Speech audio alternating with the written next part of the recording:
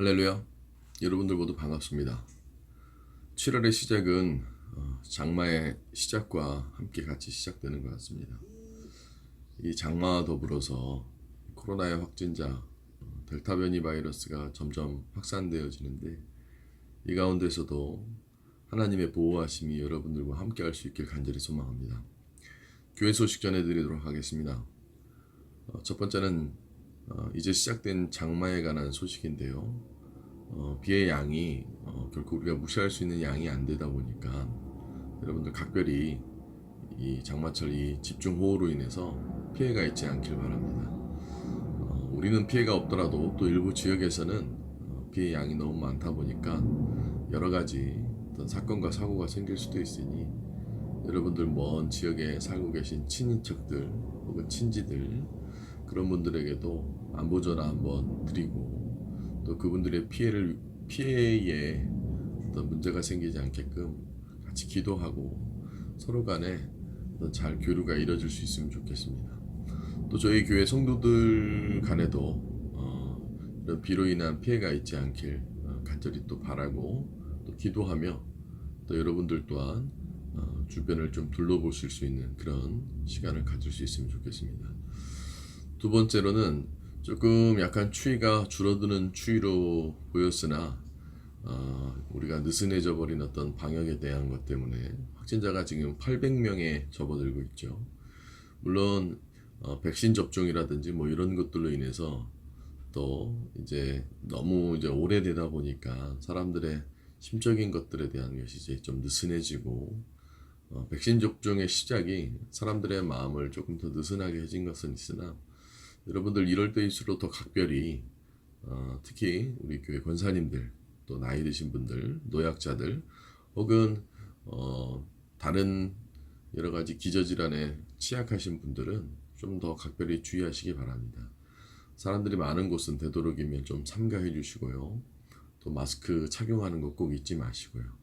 아직까지 저희 교회는 확진자들이 단 한 명도 없었는데 방심함으로 인해서 저희 교회에 확진자들이 생겨지지 않길 좀 각별히 예의주시해 주셨으면 좋겠고요. 또 온라인 예배로서 계속 이것을 진행하는 큰 이유 중에 하나도, 저희 교회 성도들 중에 단 한 사람이라도 우리가 확진자가 생긴다면 그걸로 인해서 교회에 대한 많은 어려움이 더욱더 가속화되어지고 가중화되어지기 때문에 제가 예의주시하고 있는데요. 좀 아무쪼록 각별히 이 늘어난 확진자들, 또 변이 바이러스, 이런 것들로 이 어수선한 상황, 장마와 변이 바이러스의 확장과 또 여러 가지 어떤 사회적인 이슈들, 이런 것들로부터 여러분들은 더욱더 온전한 신앙과 온전한 마음으로 하루하루 하나님과 함께 승리할 수 있길 간절히 소망합니다. 오늘 우리 쭉 계속 이어서 보던 마태복음 말씀 같이 보도록 하겠습니다. 오늘 마태복음 말씀은 마태복음 5장 33절부터 37절까지의 말씀입니다. 여러분들 대신해서 제가 읽도록 하겠습니다. 마태복음 5장 33절부터 37절까지의 말씀. 또 옛사람에게 말한 바 헛 맹세를 하지 말고 내 맹세한 것을 주께 지키라 하였다는 것을 너희가 들었으나 나는 너희에게 이르노니 도무지 맹세하지 말지니 하늘로도 하지 말라 이는 하나님의 보좌이며 땅으로도 하지 말라 이는 하나님의 발등상이며 예루살렘으로도 하지 말라 이는 큰 임금의 성이며 내 머리로도 하지 말라 이는 내가 한 터럭도 희고 검게 할 수 없음이라. 오직 너희 말은 옳다 옳다 아니라 아니라 하라. 이에서 지난 것은 악으로부터 나느니라. 쭉 우리가 이어서 살펴보고 있는 마태복음의 강해에 대한 내용이 오늘에 이르러서는 이제 맹세에 관한 주님의 가르침으로 나옵니다. 단순하게 율법적 요소 가운데서 맹세하지 말라라는 것을 재해석하신 것이 아니라, 이 재해석 안에는 숨겨진 의미가 하나 둘씩 더 깊게 바라보면 깊게 바라볼수록 여러 의미가 있을 수 있습니다. 보통 우리는 삶을 살다 보면 많은 것들에 대해서 미래적인 가치 혹은 내 자신에 대한 판단 혹은 여러 가지 이유에 있어서 우리는 우리 스스로 확신을 하게끔 되어집니다. 오늘 본문 말씀에서 나온 이 맹세에 관한 것을 좀 더 깊게 살펴보면 그 의미를 더 여러 가지 어떤 방법들로 우리가 이해할 수 있는데 그것 중에 하나가 먼저는 이 맹세에 관한 참된 의미라는 것을 우리가 먼저 깨닫고 또 이 맹세가 무엇을 이야기하는지 또 주님께서 말한 맹세에 대한 의미가 무엇인지를 우리가 먼저 알아야 합니다. 겉으로만 이해할 때는 나는 헛된 것에 잘 맹세하지 않는데 뭐 이렇게 생각하는 경우가 있죠. 이 본문 안에서의 주님께서 언급한 맹세는 우리의 실생활 가운데서 있는 이 맹세적인 요소를 갖고 있는 우리의 확신, 어떤 그런 것과는 좀 본질적으로 차이가 있죠. 아마 그냥 이해했을 때는 나는 잘 아무데나 맹세하지 않는데 나는 이 말씀을 잘 지키고 있는데 뭐 이렇게 생각하실 수 있으나 실상은 우리는 되게 헛된 맹세를 많이 하고 있죠. 그러니까 성경에서 말하는 맹세와 우리의 실제의 삶에서의 맹세는 좀 다를 수 있다는 겁니다. 예컨대 주님께서 언급한 일상생활 가운데서 이스라엘 백성들에게 헛된 맹세를 하지 말아라, 이런 의미는 무엇이냐면 우리가 어떤 잘못을 저질렀을 때 혹은 어떤 미래에 발생한 일들에 대해서 내 스스로의 판단과 혹은 그저 공수표를 날리듯이 난 다음에는 그러지 않을게, 어떤 계기를 삼았었을 때 다음에는 나는 이런 일은 생기지 않을 거야, 뭐 이런 것들에 대한 것이 헛된 맹세가 되어지겠죠. 우리가 지적으로 머리로는 숙지하고 있으나 우리의 일상 가운데서는 늘 헛된 맹세가 우리의 삶에 늘상 있을 수밖에 없다는 거죠. 한켠의 예로 이런 거라고 생각하면 됩니다. 술을 자주 드시는 어떤 남편분이 있다라고 가정해 봅시다. 혹은 여성분이 있다라고 가정해 봅시다. 다음엔 절대 안 마실게, 이러고서는 다음에 안 먹는 사람이 없죠. 이런 것들이 하나의 일종의 자기 자신의 삶에 대한 가치를 담보 삼아 혹은 그거를 어떤 종잣돈 삼아서 헛된 맹세를 하는 것이죠. 자기 삶에 대한 것을 공수표를 날려서 자기의 신뢰감은 쌓지만 사실 실상은 이루어지지 않는 어떤 그런 것들을 얘기하죠. 그러니까 헛된 맹세는 바로 그런 겁니다. 나중에 뻔히 하지 않을 것들을 나중에 난 이렇게 할 거야, 뭐 이런 것들 말이죠. 뭐 예컨대 일상생활 가운데서 또 이런 것들이 있죠. 나 이제 내년에는 살 뺄 거야, 뭐 내년에는 이렇게 할 거야, 나 이제는 이렇게 할 거야, 나 저렇게는 안 할 거야. 예를 들어서 아내들을 가정폭력을 하고 있는 남편들을 생각해 봅시다. 와서 또 손을 싹싹 빌죠. 나 다시는 너한테 이렇게 하지 않을게. 뭐 아내들도 그렇죠. 뭐 다시는 이렇게 하지 않을게. 근데 실상 지나가 보면 다시는 그렇게 하지 않는 사람들보다 다시 또 그렇게 하는 사람들이 많죠.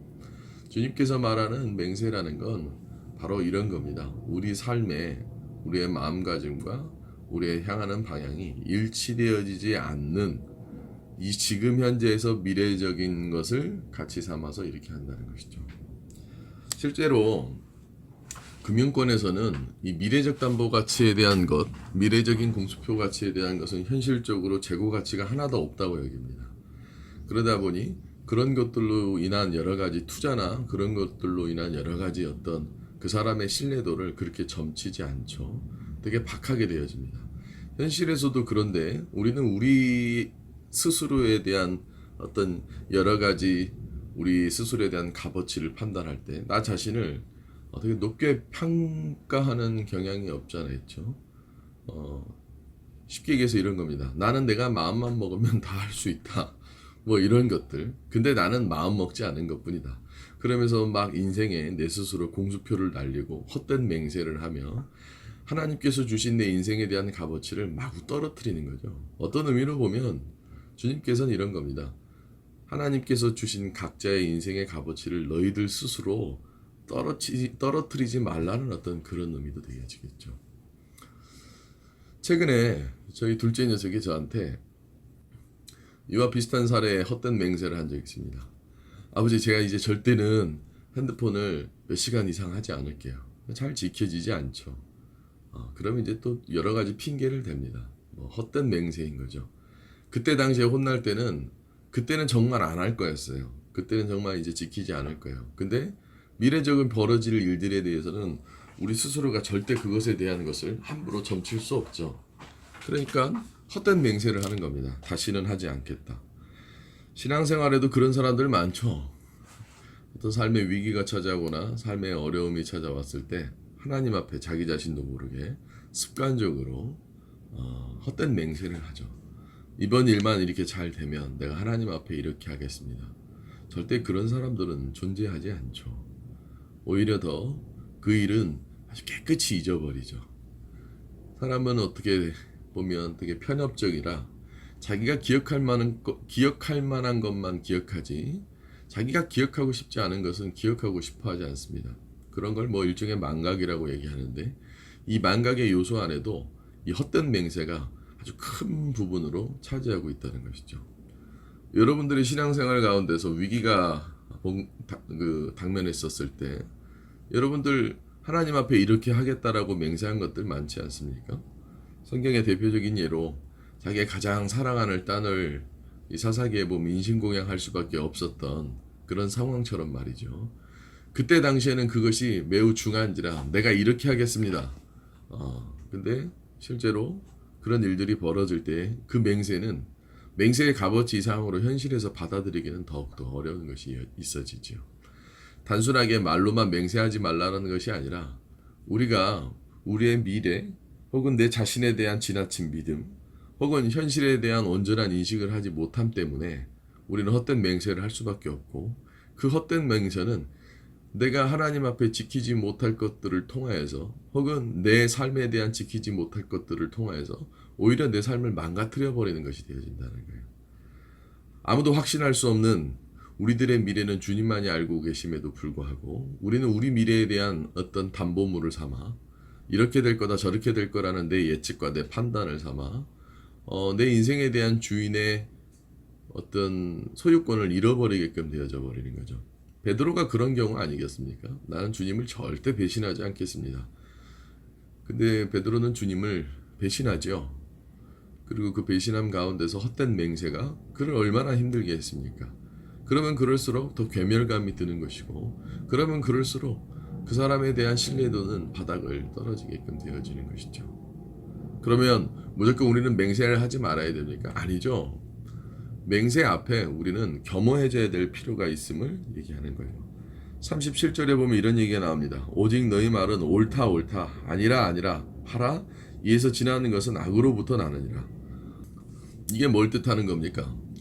지금 있는 그대로에 대한 것만 옳고 그름에 대한 내 자신에 대한 판단을 할 뿐이지 과거나 혹은 미래에 겸해서 이것을 생각할 필요는 없다는 거죠. 그러니까 결국은 쓸데없는 미래에 그렇게 하지도 못할 것들 또 내 인생에 대한 공수표를 마구 날려서 굳이 그런 것들로 내 값어치를 올려 하나님 앞에서 내 자신에 대한 어떤 신앙과 믿음을 축혀 세울 이유가 없다는 겁니다. 그러니까 무슨 소리입니까? 먼 미래에 난 신앙생활 잘하겠다. 이게 가장 큰 헛된 맹세가 되어줄 수 있겠죠. 내가 이번에 경제적 상황이 풀리면 난 하나님 앞에 잘하겠다. 절대 그런 사람들은 그때 잘하지 않습니다. 내가 이러면 이렇게 하겠다. 이러면 저렇게 하겠다. 그런 것들을 하나님 앞에 담보 삼아 하나님 앞에 도박을 하는 행위를 하나님은 싫어한다라는 것을 얘기하고 있는 겁니다. 그러니까 아주 단순하게 하나님 앞에 미래에 대한 값어치를 두고 하나님 앞에서 주사위를 굴리면 하나님은 싫어한다는 거죠. 저도 우리 둘째 아이가 다시는 핸드폰을 하지 않겠습니다. 그 말을 들을 때의 그 진지성은 충분히 이해하고 받아들입니다. 근데 안 지켜지죠. 그러면 오히려 그것을 방관하는 제 입장에서는 그 아이에게 계속 거짓말을 할 수 있는 기회를 줄 수밖에 없는 거예요. 하나님은 그런 것을 싫어한다는 것을 주님을 통해서 얘기를 하고 있는 것이죠. 그러니 있는 그대로에 대한 모습, 그것이 하나님 앞에 더 온전한 모습인 거죠. 나중에 이렇게 하겠다. 성경에 우리 삭개오가 내가 미래에 이렇게 탐한 것이 있으니까 이제 유대교적인 어떤 뭐라고 할까요? 유대교적인 문화이자 과거의 관습인데 내가 남의 것을 이렇게 탐하면 몇 배나 이렇게 갚겠습니다. 그것이 어떻게 보면 삭개오에게는 굉장한 걸림돌이 됐을 거예요. 추후에 지금 당장에 대한 것은 자기 마음에 감동이 있어서 이렇게 하겠다. 왜 그렇잖아요. 사람들이 지금 당장은 그러하더라도 뒤돌아서면 그것에 대한 후회와 그것에 대한 마음이 생기죠. 사람의 마음은 늘 그렇게 갈대처럼 간사함이 있다 보니 그 맹세는 굳건한 것인데 그 간사함에 그 굳건함이 흔들릴 것을 주님은 애시당초 이유를 만들지 말라는 겁니다. 쭉 살펴보면 그 맥락이 비슷하죠. 아주 원초적인 것들, 근본적으로 잘못된 것들, 근간이 잘못된 것들, 이런 것들은 주님께서 계속 지적하고 계신 거예요. 이때 당시에 이스라엘 백성들은 헛된 맹세로 자기 삶들이 하나님 앞에 온전하지를 못했던 거예요. 내가 이렇게 하겠다, 내가 저렇게 하겠다, 내가 이렇게 하겠다. 근데 그것이 제대로 이루어지고 있지 않음에 자기네들의 신앙이 몰락하는 거죠. 실제로 예수 믿는 사람들이 가장 신앙생활의 무너짐이 어떻게 생기느냐. 내가 나중에 미래에 이렇게 하겠다. 내가 저렇게 하겠다. 뭐 요렇게 하겠다. 그런 것들로 인해서 그 사람들의 삶과 신앙이 무너져 내리는 경우가 너무나도 많이 있죠. 왜냐하면 부끄러우니까. 왜냐하면 그것을 지키지 못할 것이니까. 그러니까 이런 헛된 맹세하는 사람들이 결국은 신앙적인 위기와 하나님과의 관계가 더욱더 단절돼 버린다는 겁니다. 저희 둘째 녀석이 그래요. 항상 혼날 때마다 다시는 안 하겠다고, 다시는 안 하겠다고. 아직 어려서 여러 가지 삶의 기회가 있고 그렇게 삶의 중요한 요소가 아니다 보니 더욱더 배워나가야 될 입장이라는 것은 이해합니다만, 그런 것들이 삶에 질비하게 깔려 있다면 어떻게 되겠습니까? 거짓말에 익숙해지고 혹은 헛된 맹세에 익숙해져서 자기의 삶이 헛된 맹세로만 가득 찼다면 하나님 앞에 진정 우리가 검증받아야 될 옳고 그름에 대해서 미래적 값어치만을 가지고 끌고 와서 나는 나중에 이렇게 하겠다. 지금 천국에 못 가는데 나중에 천국에 어떻게 갑니까? 지금 행동과 말과 모든 신앙에 대한 것이 올바르지 않는데 먼 미래에는 어떻게 올바라지겠습니까? 제가 목회 활동을 하면서 계속 꾸준하게 느끼고 있는 것이요. 지금 변화되지 않으면 먼 미래에도 변화되지 않습니다. 그래서 바야흐로 성경에서는 항상 어떤 시제를 중요시 여깁니까? 현재를 중요하게 여기죠. 오늘 회개해야 되는 것이고 오늘 고백해야 되는 것이고 오늘 깨달아야 되는 것이지 나중에 깨달은다. 그것은 아무 의미가 없게끔 되어지는 것이죠. 그래서 이스라엘 백성들은 이런 신앙적인 문제와 자기 자신에 대한 왜곡, 딜레마가 이들의 신앙을 늘 괴롭히고 있었고 결국은 자기 자신의 문제로 하나님과 멀어진 것을 하나님이 우리한테 이렇게 해주지 않았기 때문에 이런 거라고 얘기하는 거죠. 그러니까 사사기 아까 예를 들었듯이 인신공양할 수밖에 없었던 자기 딸을 인신공양할 수밖에 없었던 그 상황을 보세요. 그 순간 얼마나 자기의 헛된 맹세를 지키고자 하며 하나님을 원망하겠습니까? 자기의 헛된 맹세는 생각하지 못하고 그 헛된 맹세로서 지켜져야 될 자기의 책임감이 그렇게 큰 무게감으로 다가올 수밖에 없었던 거죠. 그러니까 쉽게 우리가 취할 수밖에 없는 죄의 가장 첫 번째 스텝은 뭡니까? 남 탓하는 거예요. 남 탓하는 거죠. 왜? 그 남 탓이 이 헛된 맹세가 뒤엉켜져 버려서 우리의 삶에 하나님을 믿는 하나님에 관한 모든 것들이 흔들려 버리기 때문에 그런 거죠. 그러니까 주님께서는 바로 그런 부분들을 지적하는 겁니다. 우리 개인의 스스로의 신앙의 문제는 주변의 환경의 문제가 아닙니다. 내 스스로의 문제인 것이죠. 근데 우리는 자꾸 그것을 주변의 환경으로 탓하게 되어지고 내가 헛된 맹세와 헛된 삶 이런 것들로 내 삶이 무너지는 것을 그제서야 가서 막 이렇게 하겠다고 하죠. 한 몇 년도 더 된 이야기입니다. 성도들의 삶, 물론 저를 포함해서 모든 믿는 사람들이 얼마나 이 헛된 맹세를 잘하냐면 예전에 한번 그런 적이 있었어요. 어떤 어려운 상황에 처해 있었던 우리 교회 성도가 하나 있었습니다. 정말 어려운 상황이었습니다. 누구도 그 어려운 상황을 대신해 주려 하거나 혹은 그것에 대한 해결을 해주려고 하지 않았어요. 형제도 그 누구도 말이죠. 심지어는 남편도 혹은 아내도 자녀들도. 근데 저희 어머니가 신앙 안에서 그분을 도와줬죠. 그분을 도와주는 이유는 매우 단순했습니다. 신앙생활 이제 잘하고 여기서 이겨내라고. 그랬더니 그러겠다라고 헛된 맹세를 했죠. 그리고선 그 문제가 해결되니까 도망가 버리죠. 우리 교회 성도 여러분들도 그렇지 않습니까? 저를 포함해서 모든 사람들이 물에서 건져냈더니 그 물에서 건져냄 속에서 보찜 달라는 어떤 그런 식의 신앙생활을 하지 않습니까? 그러니까 하나님 앞에 하나님의 구원을 빌미 삼아 헛된 맹세를 했더니 그런 것이죠. 있는 그대로에 대한 것을 옳고 그름과 그것은 그거다 아니면 아니다라고 얘기하면 될 것을 우리는 헛된 맹세를 통해서 우리의 삶에 대한 모든 것들을 왜곡시켜버리고 이중적인 삶. 그러면 그렇게 해도 된다라는 습관 때문에 우리는 하나님 앞에 여전히 계속 선악과를 따먹고 계속 죄를 지으며 그 죄 지으면서 계속 죄를 지어도 되나 보구나 이렇게 생각을 하죠. 가장 신앙인들이 단순하게 저지르는 실수 중에 하나가 뭐냐면 하나님이 우리의 실수와 우리의 죄를 눈 감아주면 그 눈 감아줌이 우리가 죄를 지어도 된다라고 착각을 하죠. 여러분들의 신앙생활 때 여러분들이 얼마나 많은 죄를 짓고 하는 줄 아십니까? 근데도 여러분들은 그걸 하나님이 별말 안 한다고 생각을 하는 거예요. 그것은 하나님의 판단에 우리의 죽음 앞에 있을 심판의 가운데 유보이지요. 그 유보라는 것을 이해를 하지 못하고 그냥 마구 엉망진창인 삶을 살아가면 내 주관대로 살아가죠. 그러면 그 내 주관대로 살아감이 나중에 어떤 결과로 와요. 근데 그 결과를 자기 자신은 왜 그렇게 됐는지 모르고 원망을 하게끔 되어지는 것이죠.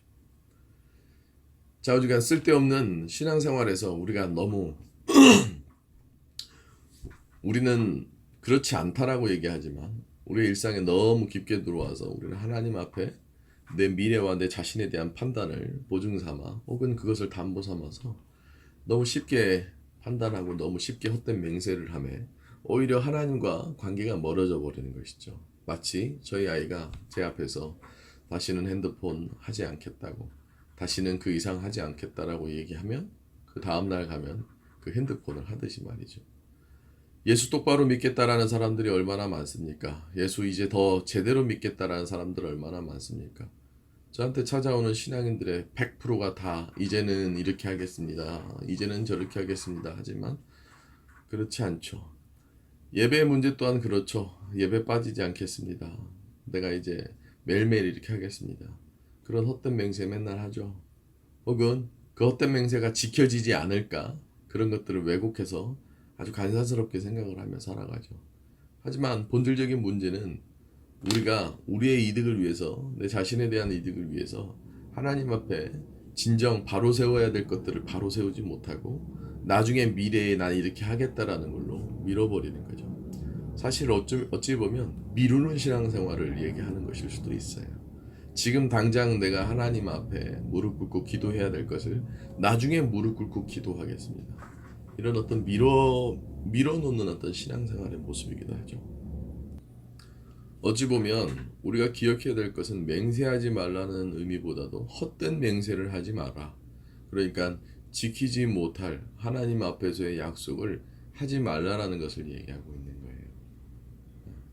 그러니까 우리가 하나님 앞에 바로 세워야 될 온전한 내 삶으로서의 맹세 혹은 삶에서의 세워나감은 필요할 수 있으나 내가 하지도 못할 지금 당장 내 감정과 내 판단에 이끌리기만 해서 나는 미래에 이렇게 할 거다라는 어떤 그런 모습으로만 하나님 앞에 다가서면 오히려 그 맹세가 나에게 트랩이 되어지고 걸림돌이 되어져서 내 신앙에 문제가 생겨질 수밖에 없다는 것을 얘기하고 있는 것이죠. 그래서 이 본문 말씀으로 여러분들이 이해하기 쉽고 삶에 적용하기 쉬운 한 세 가지 정도로서 다른 각도로 다른 면으로서 이해해보고자 합니다. 첫 번째, 헛된 맹세를 하지 말라는 이 내용 가운데 우리가 깊게 깨달아야 될 것은 자신을 믿지 말라는 겁니다. 우리는 하나님보다도 내 자신을 믿을 때가 더 많죠. 여러분들 한번 내적으로 깊게 묵상해 보십시오. 하나님을 믿는다고 하지만 하나님을 믿는 내 자신을 믿는 경우가 더 많죠. 제 주변에도 보면 저 스스로도 많은 실수 중에 하나가 하나님을 믿는다고 하는데 하나님을 믿는다고 하는 내 자신을 믿는 경우가 너무나도 많다는 겁니다. 우린 철저하게 그것을 구분해야 될 필요가 있죠. 아주 이것은 구분하기 힘들고 자기 자신도 잘 속을 수 있는 거예요. 그러니까 내 자신만을 믿는 거예요. 그러니까 우리가 하나님 앞에 소명을 받고 혹은 하나님 앞에 이제 다시 한번 천국으로 귀환할 때에 그때 가만히 보면 이제야 내 인생에 대한 것이 하나님 앞에 종결이 되어지는구나라는 판단보다도 내 자신의 삶을 통해서 하나님을 바라보려고 하는 것이죠.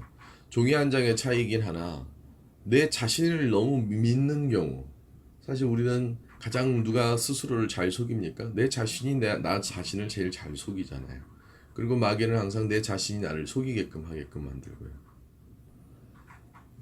남은 의심하면서 내 자신을 의심하지는 않죠. 사실 우리 삶에서 벌어지는 대부분의 실수들이 지나친 자기 자신에 대한 신뢰감은 아닙니까? 물론 괴멸할 정도로 자기 자신의 자존감이 떨어질 정도로 자기 자신을 믿지 못하는 경우도 있지만, 그것은 엄밀히 따지면 자기 자신을 못 믿는다 혹은 자기 자신에 대한 괴멸보다도 그건 자존감에 대한 문제인 거예요. 어찌됐든 우리는 지나치게 자기 자신에 대해서 믿는 거죠. 그러니까 나는 못해, 이것도 자기 자신에 대해서 그렇게 믿는 거예요. 나는 못하는 사람이라 믿는 거죠.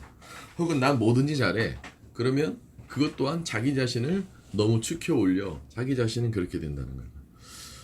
성경 말씀에 보면 내게 능력 주신 자 안에서 내게 능치 못함이 없으리로다, 뭐 이런 말씀이 있죠.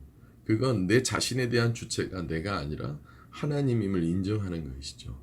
그러니까 주님 스스로는 앞서 우리가 봤었던 그 사막에서의 시험 단계에서 보면 주님 자신도 자기 자신에 대한 극복하지 못하는 한계점을 얘기하고, 오직 하나님을 의지해서 돌을 떡으로 만들려는 그 상황 속에서도, 온 천하 만국을 보여주는 그 상황 속에서도, 성전 꼭대기에 올라가는 그 상황 속에서도 다 하나님을 통하여서 자기 자신을 극복하죠. 그러니까 내게는 가능하지 못한 것이 하나님을 통하여서는 가능하다는 걸 얘기하고 있는 겁니다. 그래서 우리는 우리 자신을 우리 스스로 믿어야 될 이유가 없습니다. 우리 자신은 하나님을 중심으로 해서 내 자신에 대한 것을 믿어야 되는 것이죠. 만약 자신감이 없는 사람이 있다면 하나님을 통해서 자신감을 회복하십시오. 혹은 자기 자신에 대한 믿음만 너무 지나칠 정도로 있는 분들, 그 사람들 삶에서 내 뜻대로 내 생각대로 되어지는 것이 어디 있습니까? 매번 그렇게 속는데도 불구하고 내 자신에 자꾸 투기를 하고 내 자신에다가 베팅을 하죠. 아니죠. 우리는 하나님을 통하여서 내 자신에 대한 모습을 바라봐야 될 필요가 있죠. 그러니 너무 지나치게 자기 자신을 믿지 마십시오. 내가 하면 모든 것이 된다, 혹은 내 판단이 맞다, 나의 선택이 맞다, 그런 사고방식은 오히려 헛된 내 스스로의 나에 대한, 혹은 나에 대한 내 스스로의 내 인생에 대한 헛된 맹세를 할 수밖에 없기 때문에 어느 순간 하나님 앞에 무너지는 거죠. 마치 베드로가 그러하듯이 말이죠. 그렇기 때문에 우리는 우리 자신을 믿기보다는 하나님을 믿어 내 자신에 대한 것을 온전히 삼아야 되는 것이죠. 신앙이란 건 바로 그건 겁니다. 내 자신을 어떻게 믿을 수 있겠습니까? 여러분들은 여러분들 자신을 너무 지나치게 신뢰하지 않습니까? 한번 잘 여러분들의 내면을 보십시오.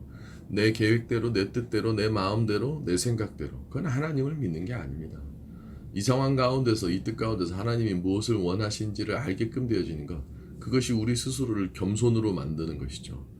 근데 이 부분에 항상 성도들은 딜레마에 빠지고, 이 부분에 항상 성도들은 신앙적인 왜곡이 생기고, 가만히 보면 하나님을 믿는다라고 얘기하지만 더 가만히 보면 하나님을 믿는 게 아니라 자기 자신을 믿는 사람이죠.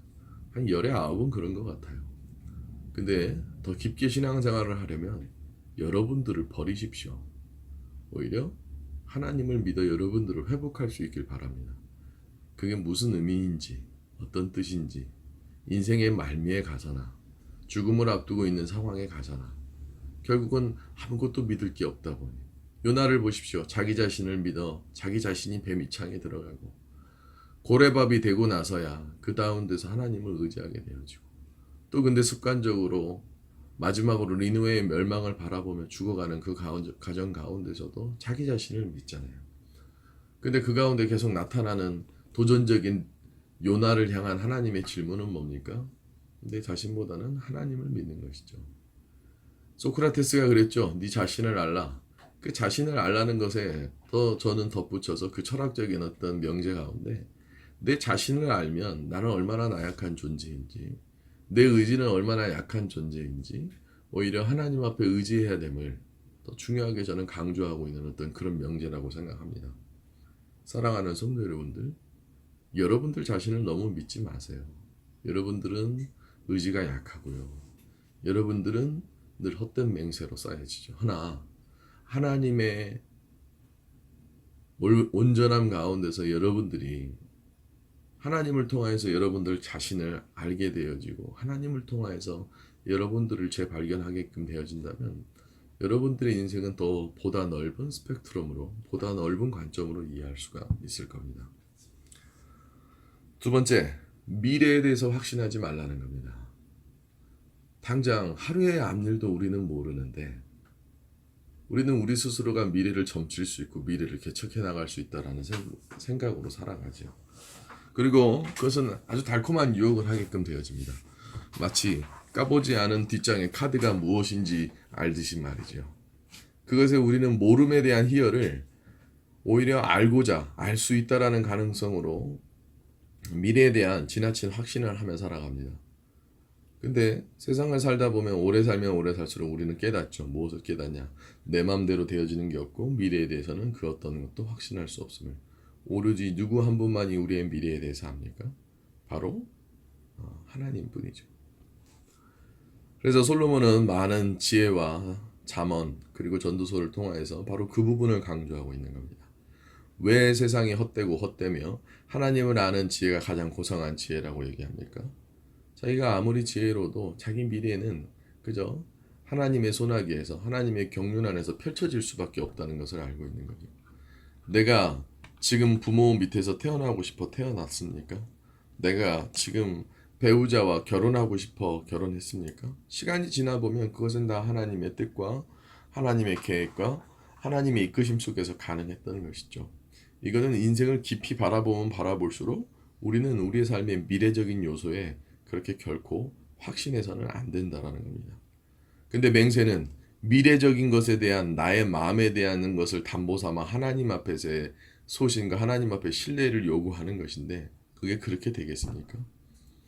결국 미래에 대해서 확신하지 말라는 겁니다. 나중에는 내가 헌금을 많이 할게. 나중에는 내가 교회 중직자를 맡을게. 지금도 중직자를 맡지 않는데 지금도 주의 일을 열심히 하지 않는데 먼 미래에 주의 일을 열심히 한다고요? 그런 것은 절대 존재하지 않는다라는 것이죠.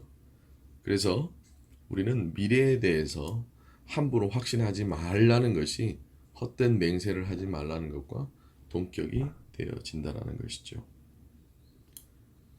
마지막 세 번째로는 현실을 보라는 겁니다. 내 현실이 어떠한지가 곧 미래와 과거를 얘기하는 것이기도 한데 내가 현실적으로 어떠한 상태인지를 알아야지만 내 잘못되어져 있는 것을 오판하지 않고 혹은 내 스스로에 대한 판단을 제대로 하지 못해서 생길 수밖에 없는 이 헛된 맹세를 바로잡을 수가 있다는 겁니다. 내 현실을 보세요. 나는 무엇 하나 제대로 하는 것이 없는 사람인데 혹은 나는 늘 하나님 앞에 이런 사람이었는데 근데 그 현실에 대한 감각은 없고 결코 성경 안에 나오는 그 훌륭한 인물들은 우리와 같이 되어질 수가 없다라는 것을 우리는 깨달아야 되죠. 나를 자꾸 바울화시키고 나를 자꾸 요나화시키고 혹은 나를 누구화시키는 것 글쎄요. 우리가 현실 속에서 그럽니까? 어쩌면 우리는 냉철하고 면밀히 객관적으로 바라봤을 때 예수님 사이에 군중으로 껴 있었던 그 한 사람 중에 한 사람 아니겠습니까? 우리가 예수님의 제자들이 된다라고 생각합니까? 아니죠. 도망가고 예수님 오해하고 예수님 따랐다가 그냥 불 꺼져 버리는 어떤 그런 시시한 사람 중에 한 사람은 아니었겠습니까? 그러니까 현실을 온전히 알아야 된다는 것이죠. 내가 정말 믿음이 뛰어난 사람인지. 다들 자기 자신에 대한 것에 대한 믿음과 신앙에 대한 것은 쓸데없이 지나칠 정도로 우월하다고 생각하는 경향이 있죠. 그런 거에 대한 자존감은 높아요. 허나 현실은 그렇지 않죠. 가만히 바라봐 보면 우리는 현실에 대한 온전한 이해가 없는 것이죠. 그러니까 한번 보세요. 아담과 하와가 에덴 동산에서 선악과를 따먹고서 에덴 동산에서 쫓겨날 때도 아담과 하와는 자기 현실을 모르는 거예요. 현실은 어떻습니까? 하나님께서 지어준 옷을 입어야 될 수밖에 없고 하나님께서 만드신 땅에서 일궈지는 농사를 할 수밖에 없고, 산후의 고통도 하나님께서 만드신 어떤 그런 테두리에서밖에 있을 수밖에 없음을 그들은 못 깨달으면 늘 살아가는 것이죠. 우리의 인생 또한 그렇지 않습니까? 매번 벌어지는 삶에서의 많은 해프닝들, 그것을 내 주관과 내 판단으로만 생각할 뿐 내 현실이 바로 그러한 것이라는 것을 망각하고 살아가며 오히려 내 인생이 다 뒤집어 꼬여져 버리는 것은 아니겠습니까? 좀 여러분들의 인생의 수식에 X항을 하나님으로 집어넣는다면 여러분들의 삶에 대한 많은 것들은 달라지고 다르게 보여지며 더 폭넓은, 결코 2차 함수가 2차 함수에서 끝나는 것이 아니라 3차 함수 혹은 더욱더 많은 범위로 풀어질 수 있는 미적분까지 이루어질 수 있는 것이라고 여겨지진 않습니까? 하나님을 믿는다라는 것은 여러분들의 테두리 안에 여러분들이 갇혀 여러분들의 스펙트럼으로 혹은 여러분들의 평면적인 요소로만 바라볼 수 있는 것이 아니라 하나님을 가미하면 모든 것들이 입체적으로 보이고 여러분들을 제대로 이해할 수 있으며 여러분들의 미래에 대한 것도 다시 재현할 수 있고 다시 바라볼 수 있는 것이 되어진다는 겁니다. 왜?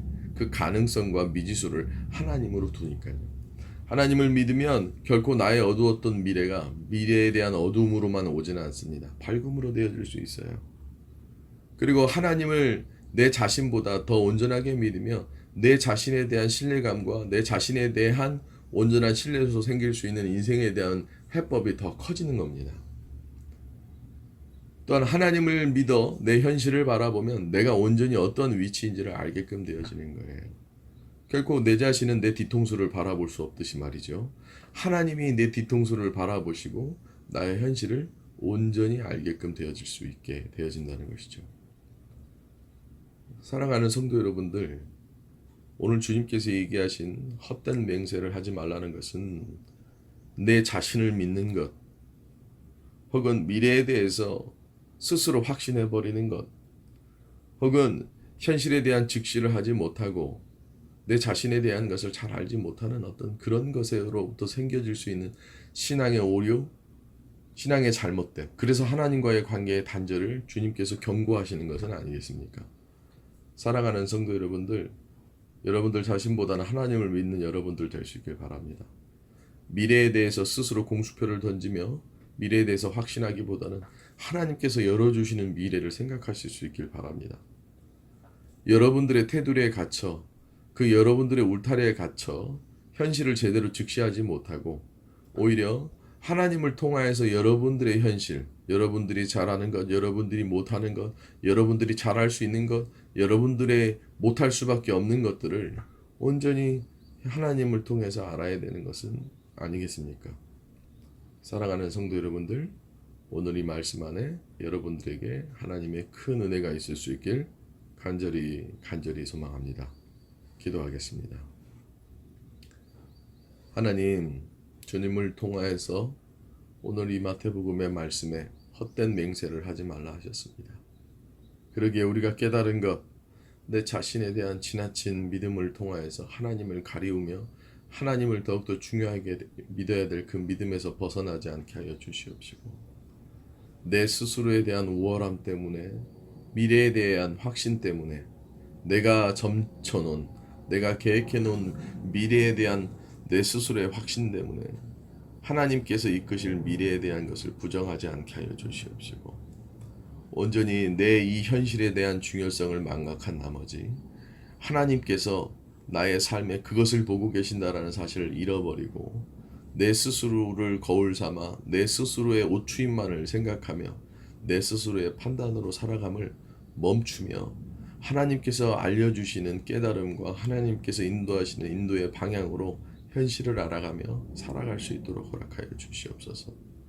나를 너무 높게 평가할 필요도 없고 나를 너무 낮게 평가할 필요도 없는, 아니면 아니다, 맞으면 맞다라고 고백할 수 있는 신앙인들 되게 하여 주셔서 이들 자신에 대한 모든 것들이 하나님께 속해 있고 하나님이 이끄시며 하나님이 판단하신다라는 사실을 잃어버리지 않으며 하루하루 이 어려운 시대 가운데서 살아가게 허락하여 주시옵소서.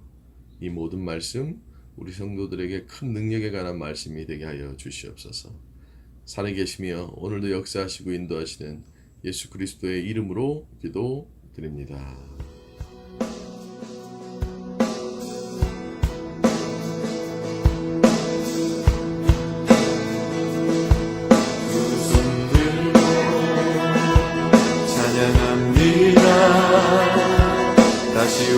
오실와 여호와께 오직 주만이 나를 다스리네.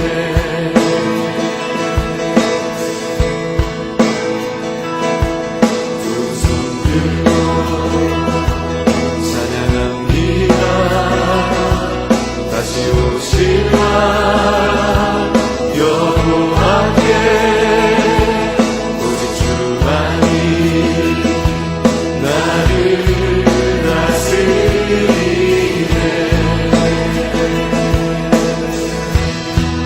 나 주님만을 섬기리. 헛된 마음 버리고 성령이여 내 영혼 충만하게 하소서. 주님 앞에 내 생명 드리리라. 두 손 들고 찬양합니다. 다시 오실와 여호와께 오직 주만이 나를 다스리네. 나 주님만을 섬기리.